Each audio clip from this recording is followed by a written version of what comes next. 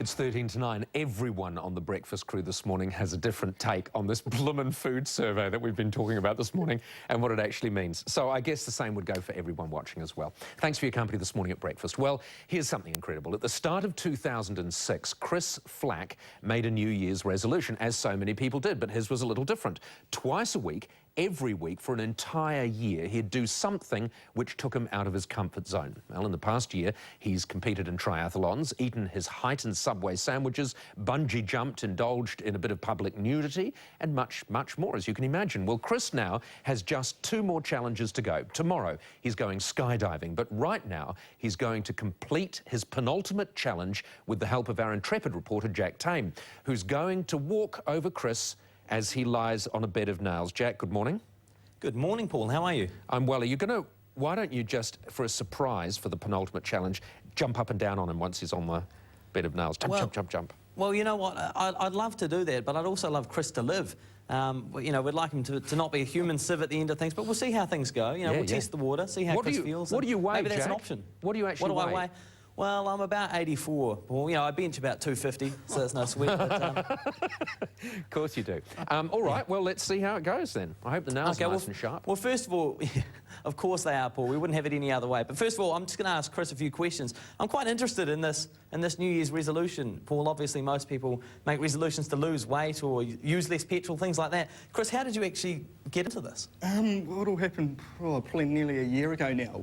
Down in Twizel, just gone out after New Year's. And we're sitting at a table and 2 kind of beautiful girls walked in and sat down at a table near us. And I thought in my head, oh, you know, I should buy a bottle of wine and send it to their table. And I happened to say this out loud, and my friends were like, oh, you know, you won't do it, you won't buy them a bottle of wine. And I was like, no, I'll do it. So I did it, sent this bottle of wine to the table, and it kind of started from there. You know, started doing 2 things a week out of my comfort zone. So what sort of things have you done? Pretty much anything, eh? Things that people are mainly scared of, or I'm scared of. Things like kind of public speaking, reversing a trailer, eating my height in Subway, being sold on Trade Me. Just things that you get afraid of, and I just go and do it. Has it been hard to keep this sort of resolution up? Because especially something taking yourself out of your comfort zone every week. I mean, is it hard to keep that sort of momentum going? It has and it hasn't. It's got to that stage where, I mean, you talk about it with your friends, they suggest ideas, and then you just go and do it. You just go and do things. You just don't think about it as much. Oh well, Chris. Well, it's time to do your 103rd challenge. So first of all, I'm going to challenge you to take off the shirt. So, this is probably a slightly easier challenge than taking off my shirt. Yeah. And then come on down. Come and join me down here. Now, this is a bed of 4,000 razor-sharp stainless steel nails. They are sharp. If you have a look at this, this is one of the nails. This is an apple, right through. So hopefully your human flesh won't resemble that. Anyway, take a nice nap on the nails, Chris. Sit down, make yourself comfortable. I'll just take my time.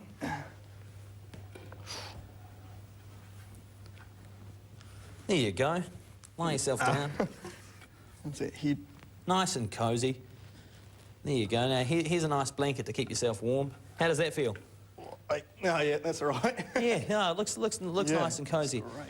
Anyway, Chris, here we go. How's that? Yeah, it's good, mate. It's great. Happy New Year, Chris. Oh, thank you.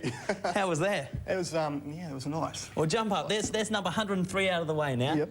Congratulations. Cheers. Now, show us your back. Oh, and you've got a nice wee array of holes there. I tell you what, that is rather impressive. No blood. No blood, Jack. No blood. No, that's right, Paul. There's no blood. He's tough. He's thick-skinned, old Chris. Put him down again. I tell you what. Yeah, put him down. I tell you what, though, that is a New Year's resolution, isn't it? That certainly beats eating healthy or anything like that. That's fantastic. Amazing. Are you going to have a go, He's a Jack? brave boy. Oh, no, I'm not going to have a go, okay? I make much more sensible New Year's resolutions. Where do you go to buy a bed of nails? Where do you go? I'm not sure. You don't see them down at your local hardware store, Posturepedic store or anything like that, do you? Did we make that one? How did we get it? Well, luckily we've had our physics professor John. He is an expert at all things nails, beds, and firewalking, things like that. He's been supervising, making sure we meet OSH standards, things like that. You know. What's his last one going to be? His last activity? Skydiving. Skydiving. He's skydiving. That's right, Kate. He's when's he doing skydiving that? on Saturday. He's doing that Saturday. Tomorrow. Depending on the Christchurch summer weather, really, but yeah. All right, just very quickly, Jack, did he get to go out with either of the girls he bought wine for? Yeah, did you get to go out with any of the wine that you bought the girls for on your first challenge? No. Oh, that was a waste of money, wasn't it? Yeah, it was a waste of money. It'd be hard to keep your momentum and confidence up after that, but he's done well to make it to 103. Amazing. Well done. Oh, I can't believe that. That's why people don't send wine over to the other table. Oh, Not nowadays. I wish someone would do that for Your me. girls can drink a lot of wine now. All right, coming up next, how your love of wine with the ultimate travel experience. Interest rates